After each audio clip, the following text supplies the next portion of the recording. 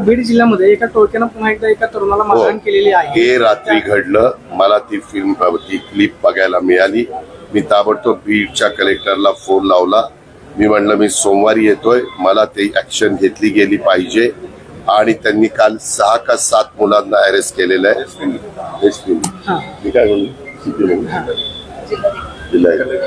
माझी चूक मी मान्य करतो आणि मागे घेतो. आणि सीपी नाही, एसपी जिल्हा पोलीस प्रमुख, बीड जिल्हा पोलीस प्रमुखाला सांगितलं. त्यांचा पुन्हा आज सकाळी मी फोन केला होता की काय काय घडलं. ते म्हणले की अशा अशा गोष्टी घडल्यात. अजून काही मुलं ह्याच्यामध्ये दिसत आहेत, व्हिडिओ शूटिंग जे झालेलं आहे किंवा फोनमध्ये जे क्लिपिंग झालेलं आहे त्याच्यामध्ये त्यांनाही पकडण्याचं काम मी त्यांना सांगितलं. त्यांना जर गुंड प्रवृत्तीचे असेल तर त्यांना मोका लावायला देखील अजिबात मागं पुढं बघू नका. आणि त्यांना तशाच पद्धतीचं कडक शासन त्या बाबतीमध्ये केलं पाहिजे. त्या सगळ्या गोष्टी म्हणजे एखाद्या प्राण्याला पण कोणी इतकं मारणार नाही. ते बघितलं तर बघवत नाही. एकाचं झालं की दुसरा येतो, दुसऱ्याचं झालं की तिसरा येतो. इतकं वाईट प्रवृत्ती आहे, ती ठेचूनच काढली पाहिजे, ती गाडलीच पाहिजे. आणि तशा पद्धतीचा प्रयत्न हा आमचा चालू आहे.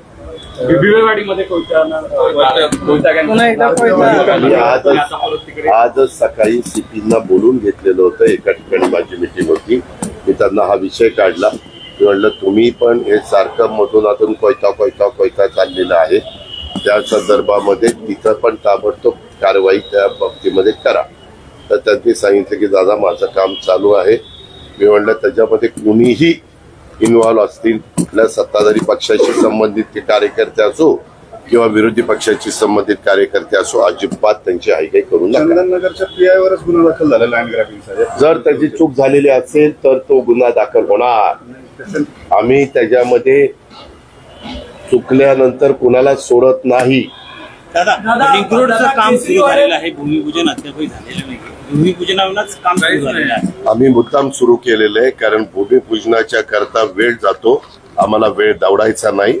ज्या वेळेस आमच्या मान्यवरांना वेळ मिळेल त्यावेळेस आम्ही पायाभरणी करू. आपलं काही मत आहे का त्याबद्दल? आज ट्रॅक्टर दिले. हा आपला कार्यक्रम कृषी विभागाकडनं संपूर्ण राज्यातल्या अनेक शेतकऱ्यांच्या करता जे लाभार्थी त्याच्यामध्ये बसतात त्यांच्या करता राबवला जातो. तुम्ही बघितलं असेल की ज्यावेळेस मी त्यांना ती चावी देत होतो एक प्रातिनिधिक स्वरूपामध्ये, त्यावेळेस त्यांना लगेचच फोनवर मेसेज पण आले की तुमचे पैसे डीबीटी मध्ये त्यांच्या अकाउंटला जमा झाले. मागं ह्याच्यामध्ये गडबड व्हायची. काही जण चेक वगैरे देत असताना कुठंतरी वेडेवाकडे प्रकार चालायचे. ते होऊ नये म्हणून जास्तीत जास्त अशा प्रकारच्या वैयक्तिक लाभाच्या योजना आपण डीबीटी द्वारे करतो. इथं नागरिकांना जागा नव्हती म्हणून नाही बसलो. शेवटचं मी रानात गेलो की बसतो. कालच बसलो.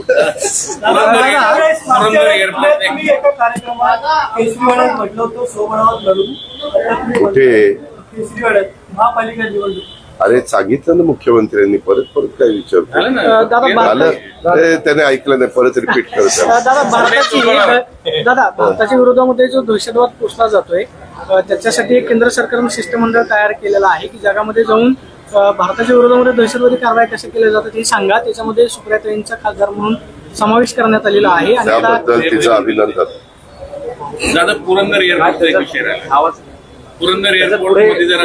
त्यामध्ये वेगवेगळ्या पक्षाचे मान्यवरांना घेतलं जातं. आज ती राष्ट्रवादी शरद पवार पक्षाची म्हणजे तुतारीची प्रमुख आहे लोकसभेची. आज त्यांची 8 खासदारांची संख्या आहे. त्याच्यामुळं त्या संख्येच्या निमित्तानं त्यांचा एक प्रतिनिधी घेतला गेला असेल. त्या पक्षाने सुप्रियाचं नाव दिलं. आपल्याला काय अडचण? सुरुवात म्हणायची नाही पक्षांनी नाही. अरे हे विरोधी पक्षाचे पण ते त्याच्यात घेतात.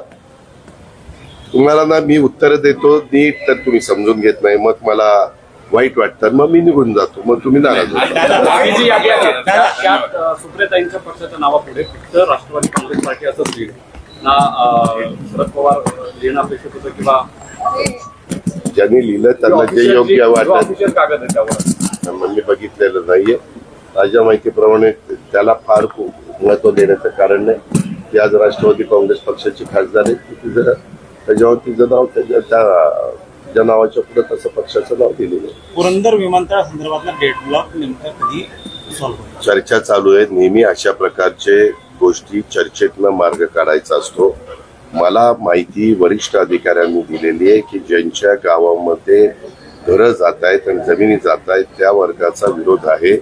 परंतु त्याच्यातली 60% जमीन इतरांनी घेतलेली आहे मधल्या काही काळात.